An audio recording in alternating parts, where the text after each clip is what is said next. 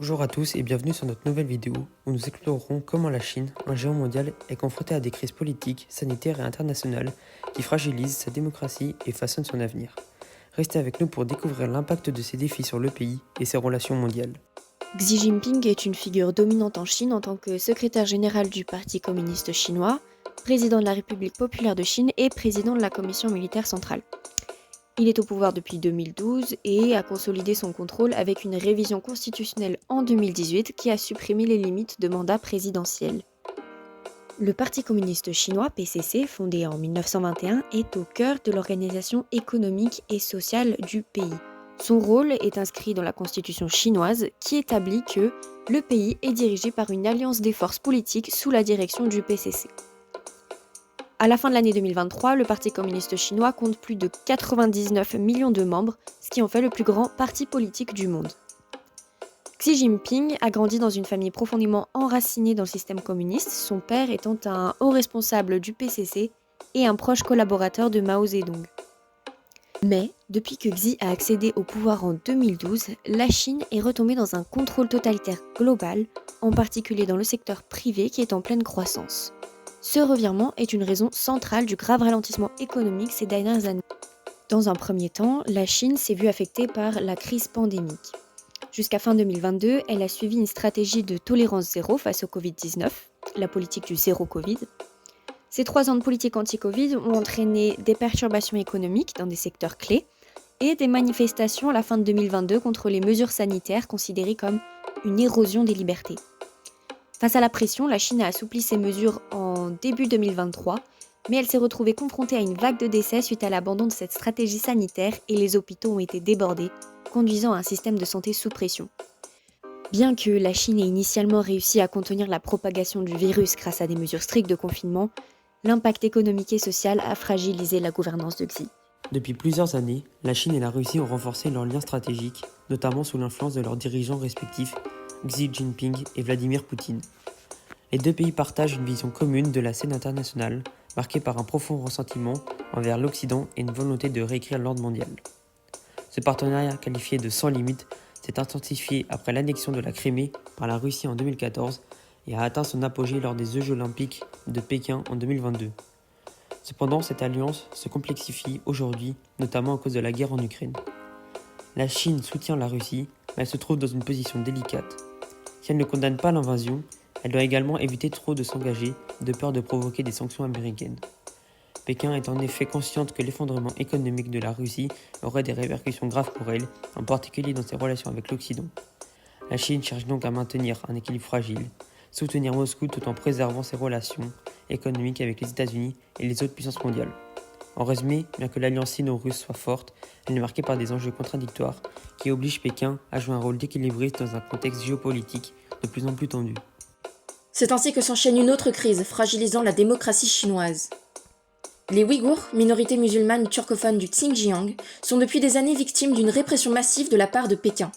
Travail forcé, camps d'internement, surveillance omniprésente et destruction culturelle. Sous couvert d'une lutte contre l'extrémisme, ces pratiques constituent de graves violations des droits de l'homme, assimilées par certains à un génocide culturel. Ces abus révèlent les failles de la démocratie chinoise que Xi Jinping prétend incarner. En persécutant des millions de personnes pour des motifs ethno-religieux, Pékin contredit ses propres principes de souveraineté populaire et démontre un modèle fondé sur l'autoritarisme plutôt que sur la participation citoyenne.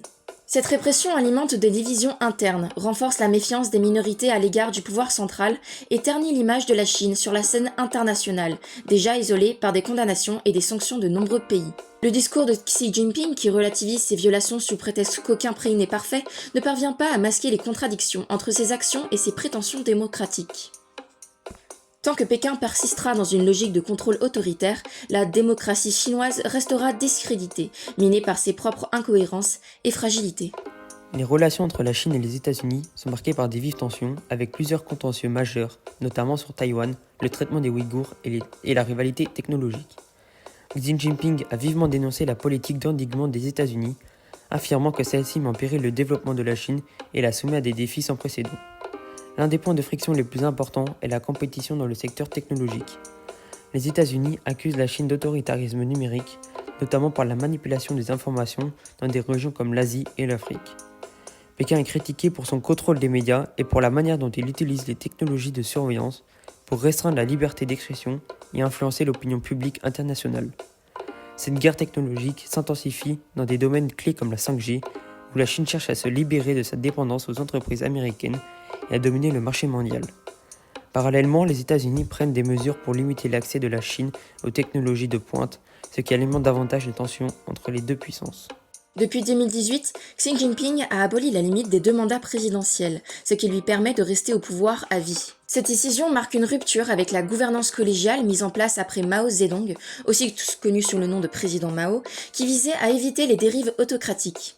Ce modèle centralisé s'accompagne d'un culte de la personnalité, où Xi est présenté comme le cœur du Parti communiste chinois, limitant les critiques internes et effaçant les équilibres de pouvoir.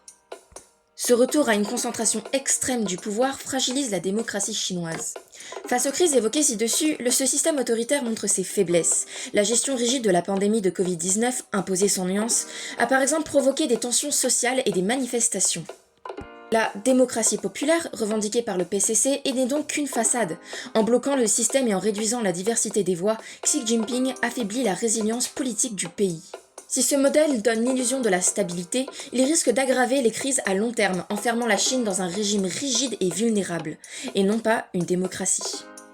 En 2023, la baisse de la natalité en Chine est également une préoccupation majeure pour le gouvernement chinois.